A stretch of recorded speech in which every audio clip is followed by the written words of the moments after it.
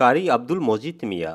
তার এবং এলাকাবাসীর দাবি তার বয়স ১১৭ বছর ৫ মাস।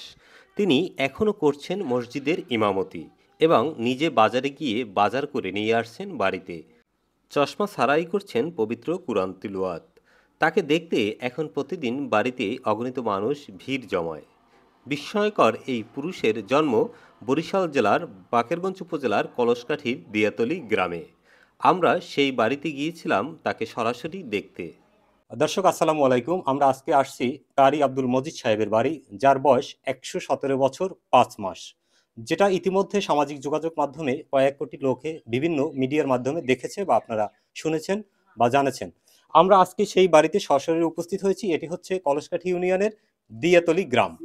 কলসকাঠির খুব কাছাকাছি এই গ্রামটি। আমরা সৎচোখে এসে তাকে দেখলাম, তার সাথে কথা বললাম, কিন্তু তিনি ৪-৫ দিন পর্যন্ত একটি শারীরিকভাবে অসুস্থ হওয়ার কারণে আমাদের সাথে ওইভাবে কথা বলতে পারছে না। সবাই দোয়া করবেন তিনি যেন সুস্থ হয়ে খুব দ্রুত সুস্থ হয়ে ওঠেন এবং আরও দীর্ঘদিন আমাদের মাঝে সুস্থতার সাথে বেঁচে থাকেন।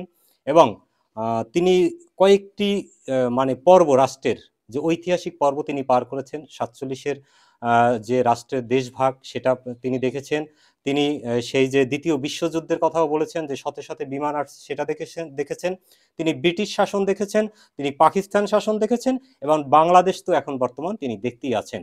তো এই বৃদ্ধ মানুষটির জন্য সবাই দোয়া করবেন আর ভিডিওটি অবশ্যই লাইক, কমেন্টস, শেয়ার করবেন। ব্রিটিশ নাই, স্বাধীন হয়েছেন আমরা জার্মানির যুদ্ধও দেখছি, প্রায় ৬০-৭০ প্লেন গ্যাস অ্যাক্সিডেন্ট।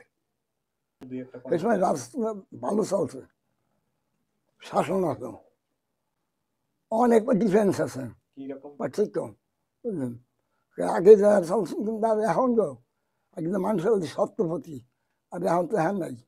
بالله السميع العليم من الشيطان الرجيم بسم الله الرحمن الرحيم من يستوي أصحاب النار وأصحاب الجنة أصحاب الجنة هم الفائزون لو أنزلنا هذا القرآن على جبل لرأيته خاشعا متصدعا من خشية الله وتلك الأمثال نضربها للناس لعلهم يتفكرون هو الله الذي لا إله إلا هو عالم الغيب والشهادة هو الرحمن الرحيم هو الله الذي لا إله إلا هو الملك القدوس السلام المؤمن المهيمن العزيز الجبار المتكبر سبحان الله ما يشركون هو الله الخالق البارئ المصور।